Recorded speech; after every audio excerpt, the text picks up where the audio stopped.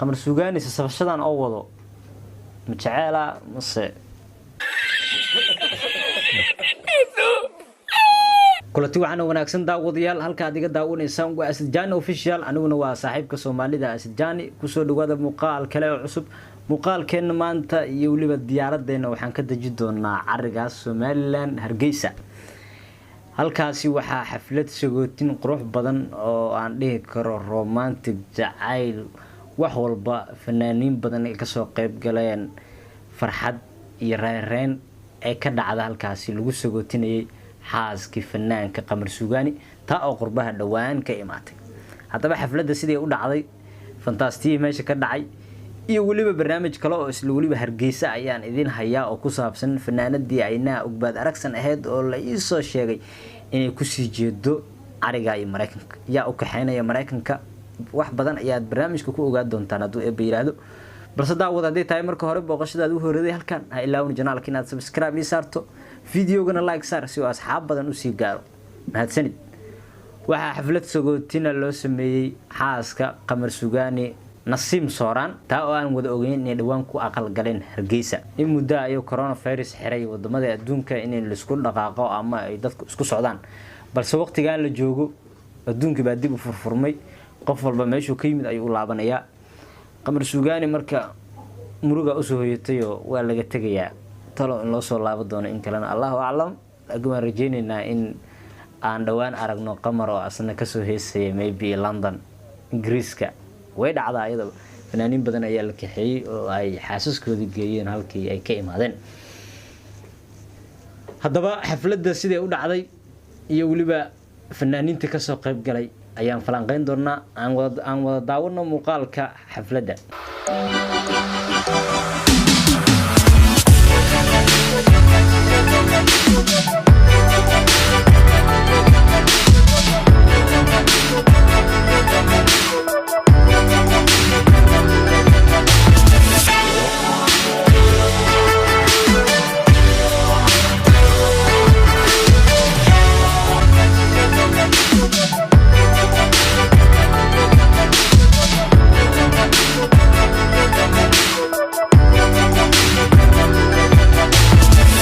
ka dhacday meesha ay fadhin hees jacayl lagu tuuray soo deg oo masraxa ama aan wada ciyaarnay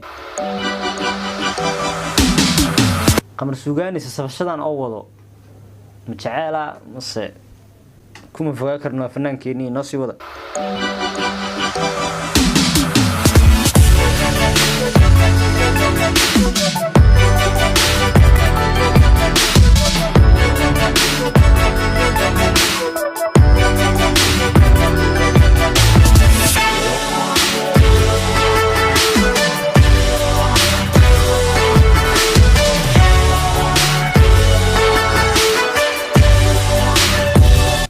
kuma si dheera karno hadii heesta aad si fiican u maqlin karaal ahaada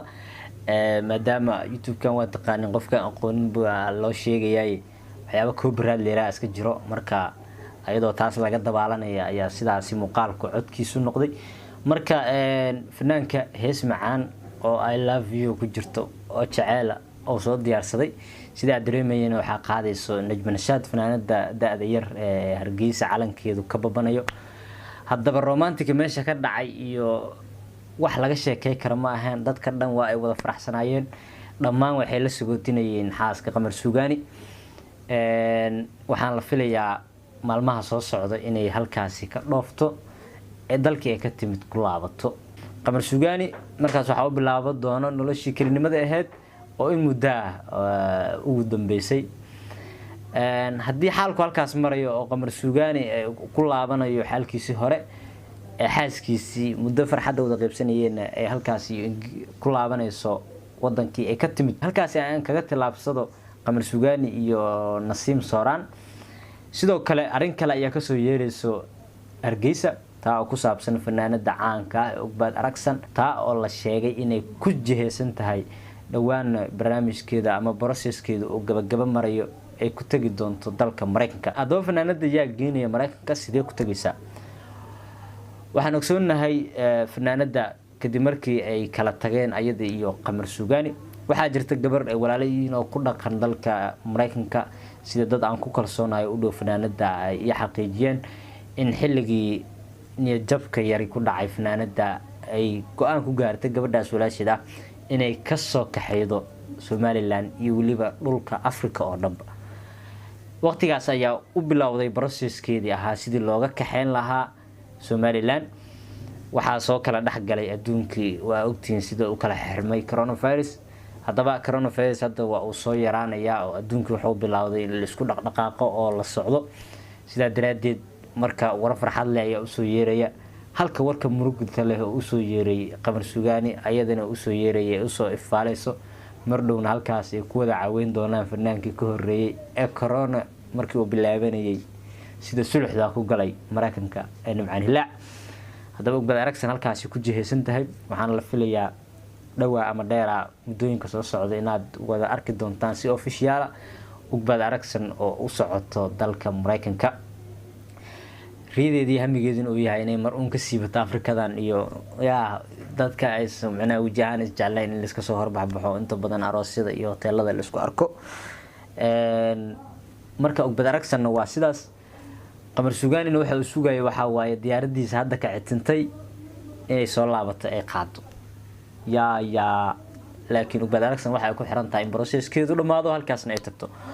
maanta Somaliland ay ka shidneed Hargeysa halkaas ayaa news ugu badan ka jiray oo dad kala socdo oo faarjin doona caradii Somaliland ee halkaas u badneed haddaba daawado ku mahadsantahay sidaad daawatay muuqaalkan haddii aad muuqaalka ka heshay fadlan like saar channelka haddaad ku cusub tahana gacmo furan ku soo dhawow oo channelka subscribe isaar intaan muuqaalka xiga ku kulmin waa saaxiibka Soomaalida Asjani oo dile nooli kulante bye bye